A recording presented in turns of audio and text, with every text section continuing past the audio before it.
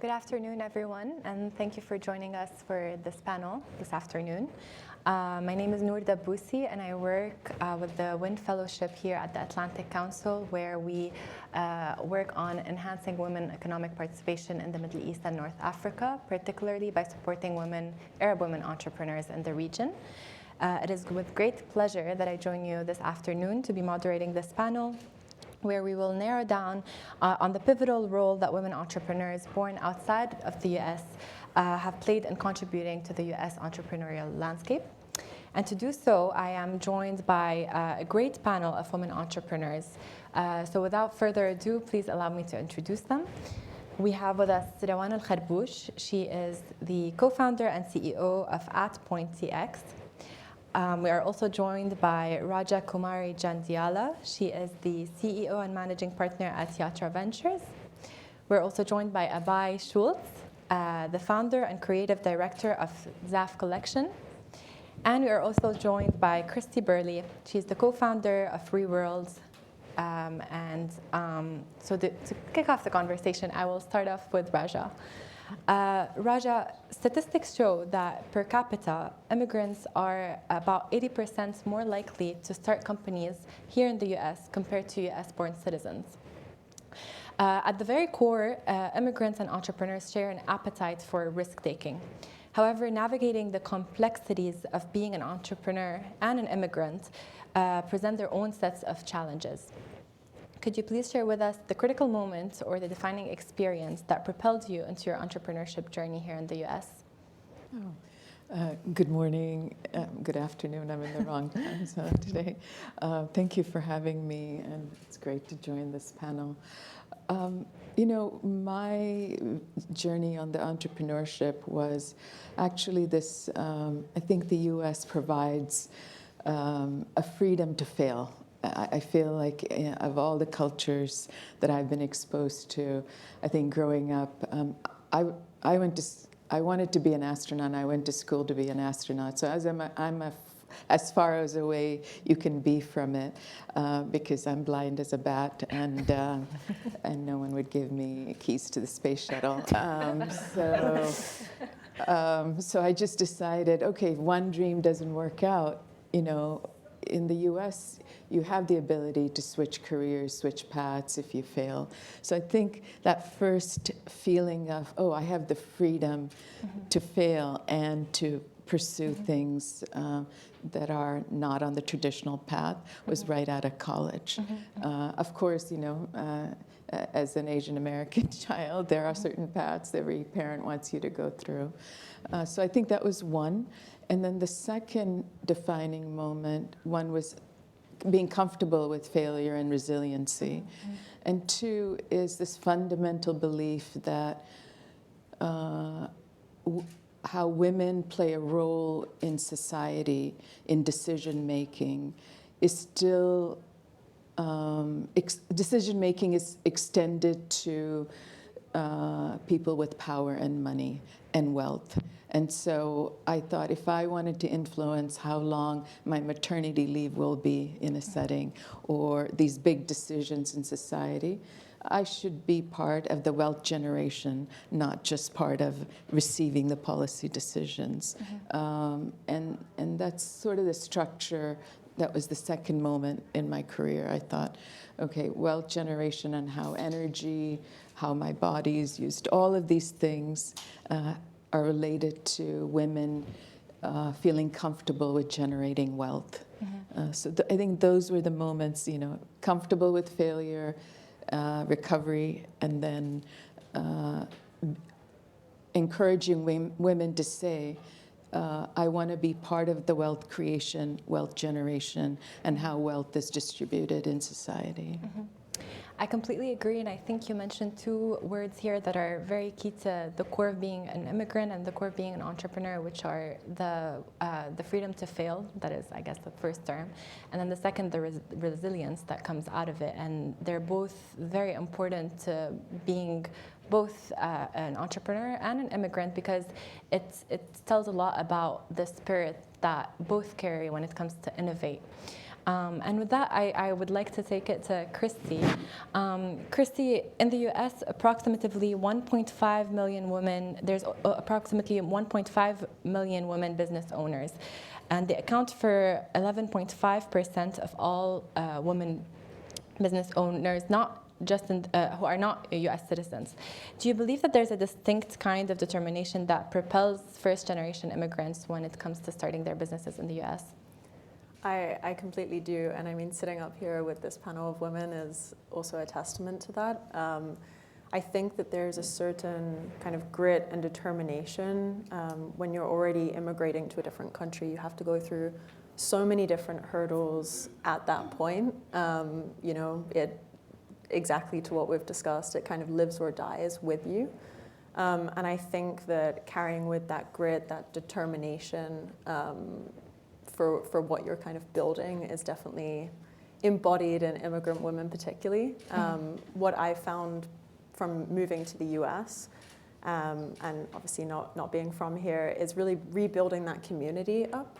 And I think that can be really hard as a woman immigrant as well. You're completely starting from scratch. You're rebuilding your social structures, your support structures, kind of who your network is, and that standard pathway of that career.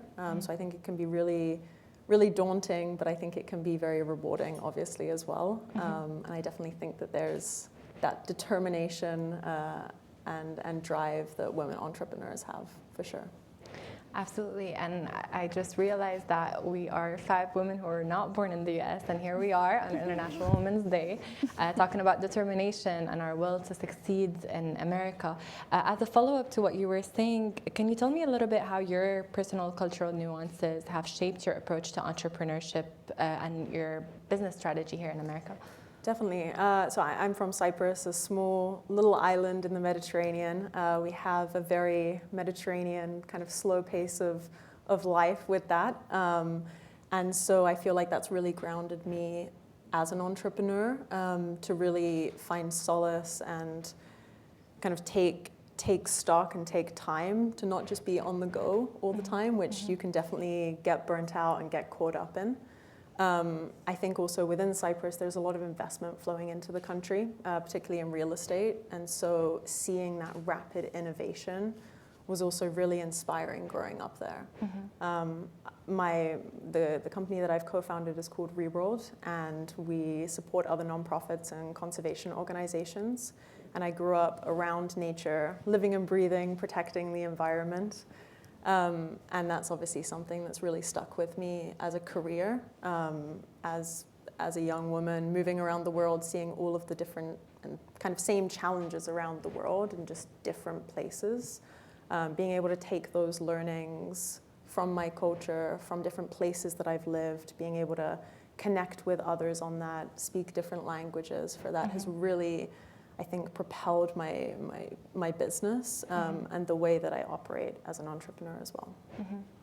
I think it's very interesting how consciously and subconsciously we take a lot from our culture and wherever we, even from our languages, you mentioned the languages, wherever we go, and it shapes us and it shapes this entrepreneurial spirit that's within us, and in a way also shapes the way we deal with our fear of failure and our ability to pick ourselves back up again and just start anew, whether it's academically or business when it comes to entrepreneurship.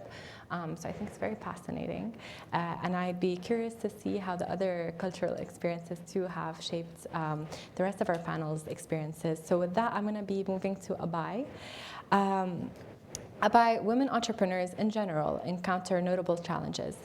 For example, these challenges include securing funding, overcoming gender-specific hurdles like gaining recognitions for achievements, and also being taken seriously in general. What additional obstacles, maybe cultural or linguistics, do immigrants or first-generation immigrants here in the US, women in particular, face? And how have you overcome these in your early stages of your business?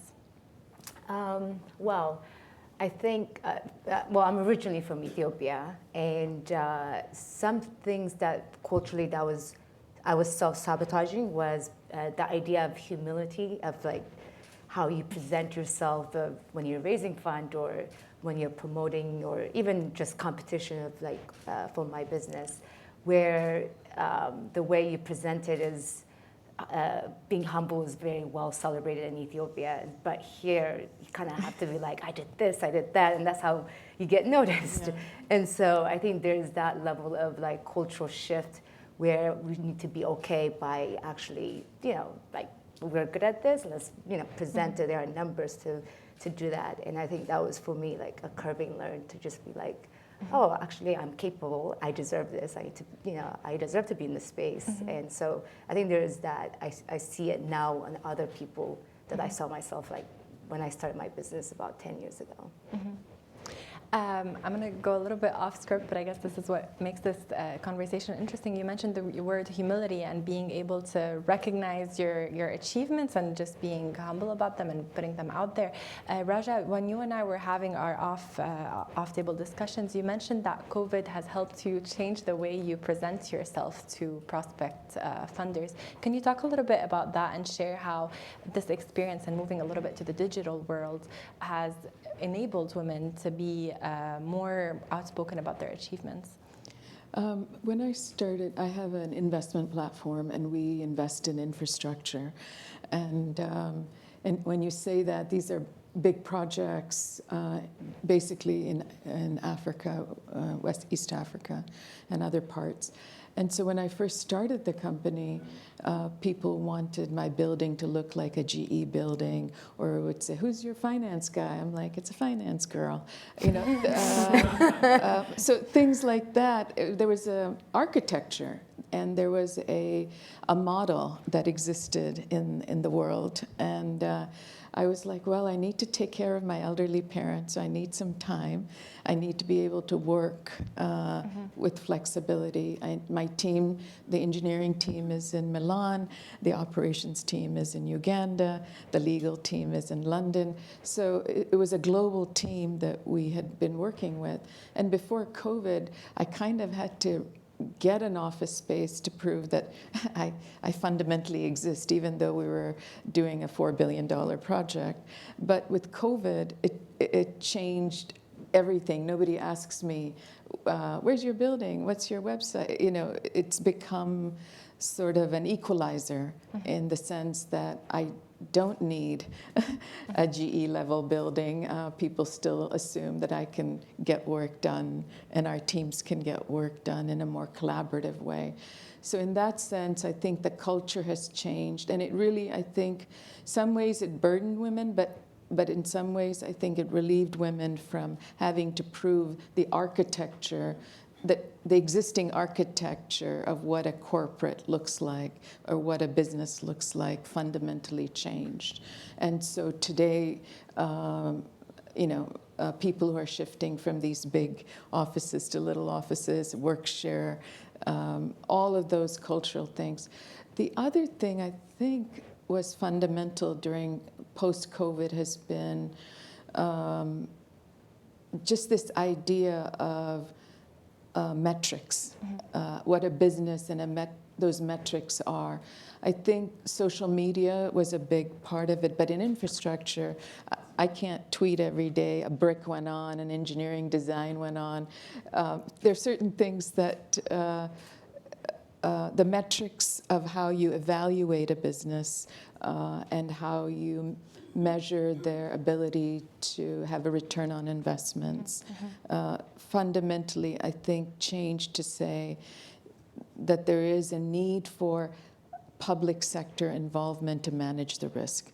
COVID would not have been, we could not have come out of COVID with a massive public sector support. So I think there's a greater appreciation that public sector plays a greater role in stabilizing economies that accept entrepreneurship, that accept investments in a way that I had not seen the 5 years before COVID, when we were working to convince people that firms of our size, not the big 500, can still do big things through crises. Okay. And actually I think a lot of feedback we received was, hey, you guys are much more flexible than when COVID happened. We were able to continue and finish our infrastructure work, whereas others had to slow down in that way.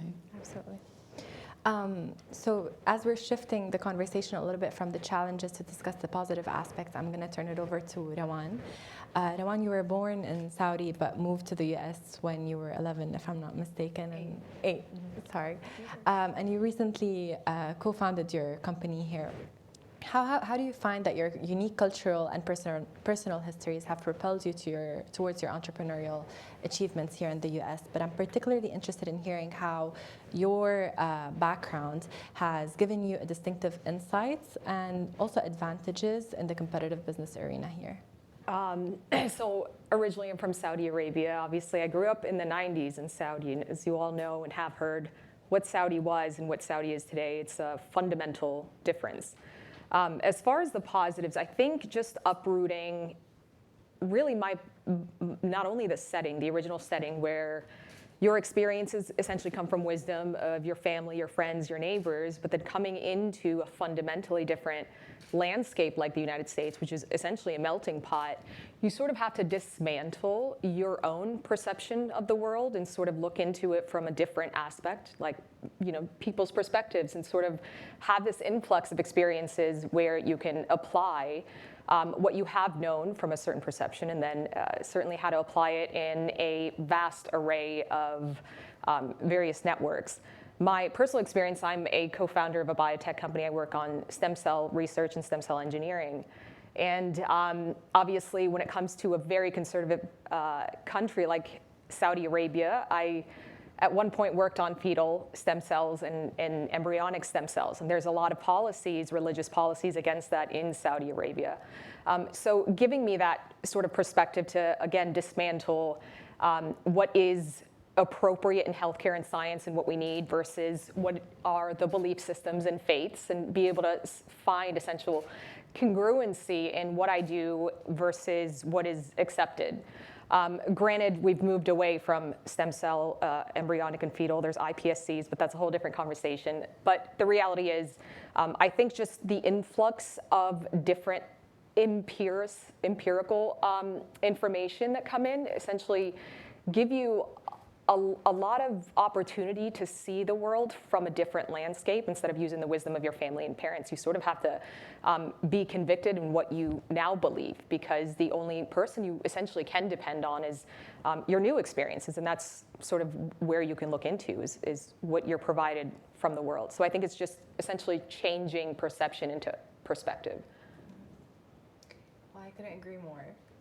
I want to dive a little bit now into the specificities of your personal ventures, and I'll take it back to Christie. Christie, unlike the rest of our panelists here, the company you co-founded is actually a non-profit organization. You co-founded ReWorlds here in the US, where you work on aiding climate and conservation groups in achieving their missions, and that this is really an example of entrepreneurship with a purpose. I'm interested about if you have any advice that you would give to women who are not born in the US and would like to start their non-government organizations or their companies here, but who are particularly looking into giving back to local communities. Completely. The way that I really started is when I came to the US, I hadn't stepped foot in DC before moving here. Completely didn't, I think I knew one person. And so the first thing that I did is I started volunteering in the local community. There's a fantastic group called Global Shapers, part of the World Economic Forum, which I'm part of. And really there's many organizations in DC that you can volunteer at. And really just understanding the landscape of the local challenges that face the community that you're in. That was really helpful for me to kind of network with people and also just have a friendship structure, get to know people, and that really helped with ReWorld. ReWorld is a kind of global landscape, so it's not based necessarily in DC. We have a very global mission to achieve 30 by 30, so 30% of the world's biodiversity protection by 2030. And so it's not necessarily DC specific. We're looking at a global landscape here. But as my panelists rightly said, DC is such a melting pot, and being able to connect with different people in different industries facing the same challenges that you face as an entrepreneur has been incredibly impactful for me. And Abai, similar to Christie a little bit when we were talking about giving back to local communities, you founded Zap Collection, where you work with local designers in Ethiopia. So the purpose of ZAAF was to foster an economic empowerment for African artisans and refine the notion of global luxury. While you manufacture your products in Addis Ababa, you've launched your stores here in the US. As many immigrant entrepreneurs in the US, your company involves a special cultural touch of your home country. I'm interested if there were any legal requirements that you found particularly challenging to navigate when you were trying to enter the markets here. For example, whether it comes to shipping your products or sourcing. And how would you like to see those amended to make it easier for immigrant entrepreneurs to start their businesses here? Yeah, sure. So essentially, I have a manufacturing company in Ethiopia for the leather goods, and then I partner with other artisans for jewelry and clothing in Kenya, and Niger, and Senegal, and so forth. So the idea is that whenever, it's always kind of a new challenge, I guess, whenever you enter into a different country, because there's different relationship with the US. So I don't know if you guys know, like AGOA, there's a trade agreement between different African countries that's giving duty tax free whenever they import. So the challenge for us is that you pricing something now and then maybe in 3 years or so, the relationship between this country and the US changes, and then now the price also going to change just because I'm now going to pay 30% more or whatever it is. And so kind of, I guess you're trying to make it bulletproof of these constant change of relationships that are unstable, or things that the US doesn't like, whatever the country I'm sourcing from for that season. And so it's kind of, you have to be creative in ways you still want to make it relevant by still supporting them. I think the challenges, for example, like of recent is the war that currently happening in Ethiopia, where we lost that agreement, the duty tax free. So there's a lot of manufacturing companies in Ethiopia now have shut down just because the buyers from the US side are no longer competitive for them to buy in Ethiopia. And so for me, that's kind of daunting. And with my company, the business model is that it's direct. So I have my own retail here and we manufacture there. So that kind of helps you not depending on another buyer, like let's say Macy's, or that's gonna no longer source from me. And so I can at least change the price accordingly, and then I have my own direct customers. And so that keeps it sustainable for my artisans back home. And as a follow-up to your answer, do you have any advice that you would give to an immigrant entrepreneur on scalability, particularly for women who manage businesses across different continents? Yeah, I think first you have to kind of leverage on what are your competitive advantage within your own country, and then are that thing scalable, given that you have a working capital and so forth. And so for me, I started out with leather just because Ethiopia happened to be the largest livestock population in all of Africa and ranks like number 8 in the world. But for the longest time, we've just been exporting raw hides to Italy and other European countries where they were producing luxury leather goods. So for me, it's like, why not actually export value-added goods? That's where it actually creates economic activity when you're exporting value-added goods versus just raw material. And so you kind of have to see it from that angle, what are your competitive advantage, and then what are being sought after in the other side of the country. I completely agree, and I think what you just said resonates a lot with some of the recommendations that come out of our WIN Fellowship discussions, which is perfect and really work on your backyard first. know all the ins and outs of how your business can operate in your country, in your area of expertise, and then take it a step further when it comes to scalability. And since I mentioned the WIN Fellowship, I want to turn it back to Rawan, who was actually one of our fellows for the WIN Fellowships for the Saudi Arabia cohort last year. You were paired with a mentor as part of the program last year, and I remember you speaking about the benefits of networking in general. And I remember you said it is one of the most important things of entrepreneurships when it comes to networking. And indeed, studies have shown that men and women network differently, revealing that women often feel intimidated to put themselves out there and to ask for guidance in general. And this kind of goes back to the humility, the discussion we were having earlier. As immigrants or first-gen immigrants, there's this feeling of hesitation to network. And it might be compounded by the feelings of being an outsider in a new environment. So what strategies did you rely on to leverage your connections when starting your business here in the US? And how have these relationships helped your business grow? Certainly networking, I think we sometimes, or maybe me personally, I definitely underestimated the power of networking. Originally, I had walked in thinking, here's what I've done, here's who I am, here's what I can provide in value, any interest. And I sort of had to change and re-strategize instead of essentially approaching and really flocking our feathers. It's entrepreneurs, but mainly it's the whole matter of perspective versus perception. I started speaking to whomever I was potentially interested in. And I never brought the conversation first to me, but rather put in the little effort and obviously a quick Google search to see what they're doing, what their aspirations are. And I sort of approached it in a way where, here's how I can help you. And that was really the main strategy that I found potentially the most practical. One of my experiences actually, and this is going back to Raja, I have some good news for you. So so obviously we're developing technologies that can isolate stem cells from human adipose tissue, from fat, and nano-engineering them essentially for regenerative medicine. There were two experiences that I had where I technically used the strategy. Instead of saying, here's who I am, it's rather, here's what I can do for you. So as you said, not necessarily, because there is sort of an inferiority complex, not necessarily because you're an entrepreneur, but we are in a room that is a little bit, or a landscape or an environment, it's a little bit harder to penetrate when the majority of leadership positions and decision-making power is with men, just by virtue of statistics alone.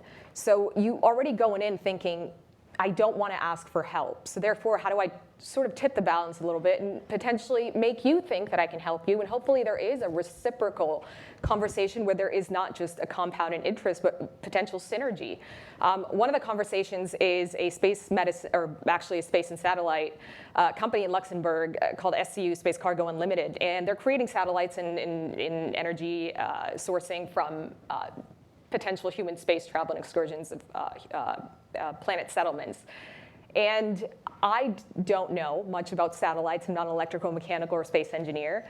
So I approached him basically saying, look, there's a future in human space travel and human space excursions. If you're a believer in settling in Mars or to the moon, here's a technology that I've created where we can sort of do it with unmanned missions and not necessarily using resources like expensive personnel like astronauts and whatnot. Essentially, it's a plug-and-play technology, and if there's any way I can help.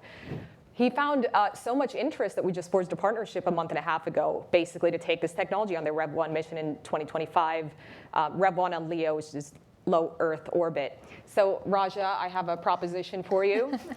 If you're interested, if they ever give me a key, you'll be the first in mind to have the spare for this rocket. And you heard it here first. Yeah, okay, good. So really, it's how can I help you first? The same thing happened with the strategic consultant to the Saudi FDA. I went in to talk about my technology, asked what's going on in Saudi in terms of stem cells. They told me, I said, how can I help you? And sort of we signed on really within the 2 weeks for me to help consult the first cell therapy framework in the country. And that's essentially the strategy. It's going in, asking how you can help first, and then hopefully in time they'll see your value and see how you both build together instead of a one-way street. It's really fascinating you're saying this because I looked at different studies of how men and women network differently, and the one I picked include here was that women often feel more intimidated. But in one of the other studies, they specifically talked about how women approach, you're really a living example of that study, how women approach networking by preparing how they can offer their services first, whereas men go in asking for help first. So I guess it speaks a lot about our ability as women entrepreneurs and the reason why we should put ourselves even more out there. And to your point, it creates a window for opportunity. I wish you the best of luck with Raja, but it truly creates this window of opportunity to create more partnerships and better business decisions. With that, I'll take it back to Raja. You founded YAATRA Ventures, and it's a platform that provides investors with a systematic and repeatable approach to invest in energy, infrastructure, and value-added opportunities in emerging markets. So you're constantly interacting with investors and trying to understand what are their priorities and where would they like to put their money. While venture capital funding overall has surged in recent years, numbers haven't leaped forward for female founders at the same pace, since numbers indicated that in 2023, companies founded only by women garnered only 2% of the total capital invested in venture capital startups in the US. And this is by the World Economic Forum. Based on your experience, do immigrant women entrepreneurs in the US face this issue more intensely, and if so, how?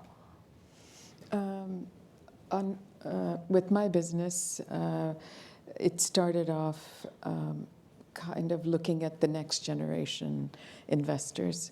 And as my colleagues have talked about, I wanted to focus on value addition, whether you're adding value to human capital or natural resources. And Africa was sort of my framework because it has the youngest population on the planet at the moment, and that's kind of the next India or the next China in terms of, I know Western perception of the continent kind of is warped in many ways with regards to the continent.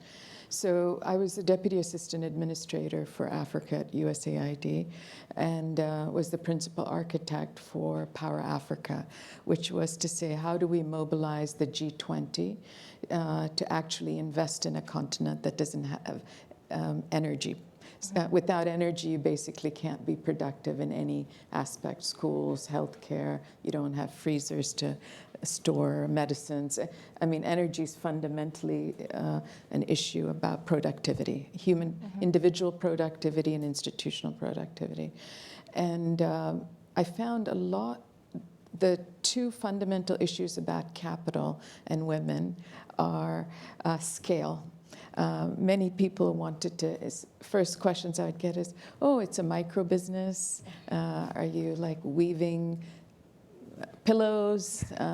So the perception of scale and money is something, so when you're walking in saying, I want to raise a $4 billion investment or a $3 billion investment, it really is an uncomfortable level of scale for people to just change that perception, because they're expecting you to walk in to ask for less, ask for smaller amounts. And it took me a while to not ask for 10 million, but ask for $200 million, because that seemed to give me more credibility.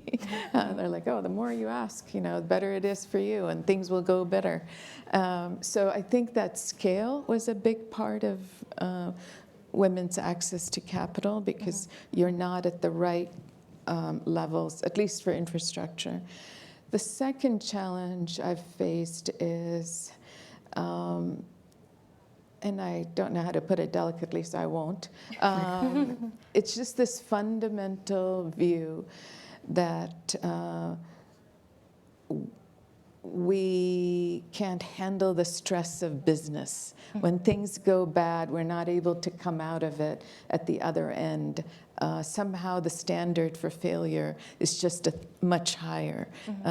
So people will say, somebody, I won't say who, gave me early on $5 million to start the business.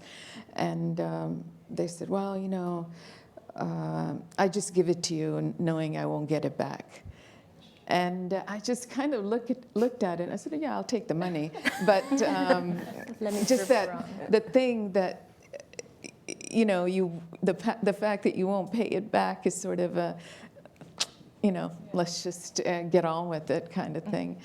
And then I think the last bit, on a positive side, is people trust women not to take these extraordinarily, you know, shoot from the hip risks. I think the numbers, the thoughtfulness, the people and the processes that we've put in place, people know that if there is some setbacks, the systems and processes are in place to recover from it.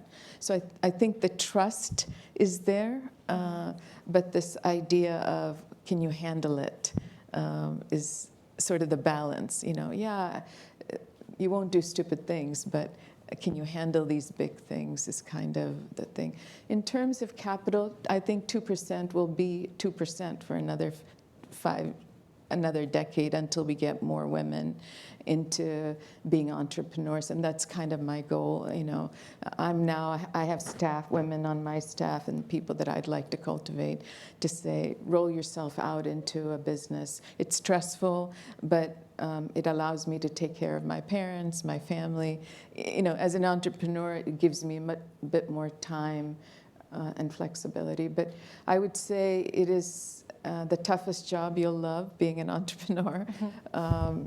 But I would say finding the right people to collaborate with is fundamental, and taking the money from the right people is also. I turned down a lot of money first before I agreed to partner with somebody, and people would say, "You're poor, why are you turning down money?" But I thought the idea would die if I didn't partner on the idea with somebody rather than money. So I wanted to share. I wanted some partner with people who had this idea of value addition and fundamentally committed to that, and then I could take money from them or share money, you know, co-invest with them. So I feel like money is a good metric to partner on, but I think your idea and your values have to align, because if you don't have it, you're fighting for trust from day one. Right. If you don't trust, you lose that ability to collaborate freely. Right. I have partners now I can disagree with and say, let's change the path together on that. So I recommend it as a absolutely wonderful journey, but I also think it's a tough journey. But also, I think the United States has many mechanisms for entrepreneurship at the state level, at the county level, at the federal level, that I think people should explore and check out, because one of my partners, or will be US Exim Bank for the investments we're doing overseas, USDFC, all of these great institutions. You need to work with the right people, but there are mechanisms to promote. There's an architecture and infrastructure to promote entrepreneurship in the United States. And I think if you start learning those, that also helps you collaborate. And as you do, please look up our WIN Fellowship as well here at the Council. But I completely agree that there are a lot of mechanisms.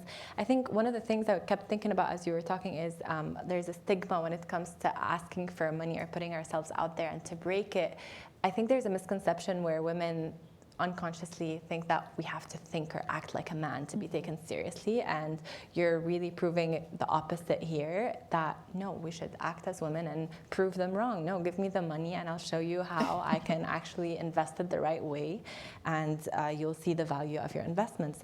To conclude the discussion, I wanted to take it back to Christie and I think Raja's input was a perfect segue to looking into investing where there's an added value, whether it's a for-profit company or a nonprofit organization like yours.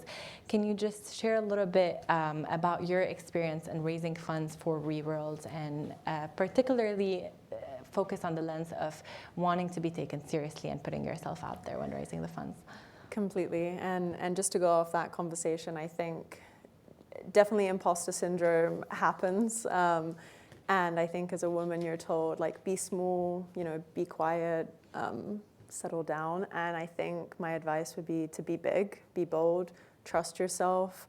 If you're passionate about something, trust your gut and go for it, and lean on the other very supportive people in those networks.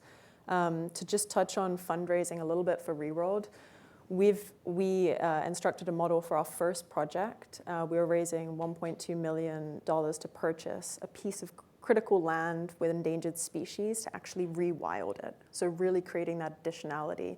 And it was a complete bottom-up initiative where 100% of the donations were given to the project. We had zero marketing budget. We have a fantastic volunteer team of 40 people, and they're really the backbone of ReWorld, and it's been phenomenal to be working with them and being able to, we've actually successfully completed that fundraising with the project, Progetto TT, and I would be very happy if anybody would like to reach out to kind of share more on the challenges around that. It was really, how can we resonate with people? Because whenever you talk about it, people are like, I really want to make that change. I really want to contribute to this as well. And it was just, how do we reach people, and how do we kind of make it go global? And social media, news outlets, marketing really helped in that. Thank you so much, Christie. And with that, we've reached the end of our discussion and the end of our International Women's Days Forum here at the Atlantic Council. I'd like to thank all of our panelists for participating. What a great honor to have moderated this discussion. I've learned so much from you, as I'm sure the rest of our audience did. And I'd also would like to thank you all for attending, and would like to thank everyone who attended online on our live stream.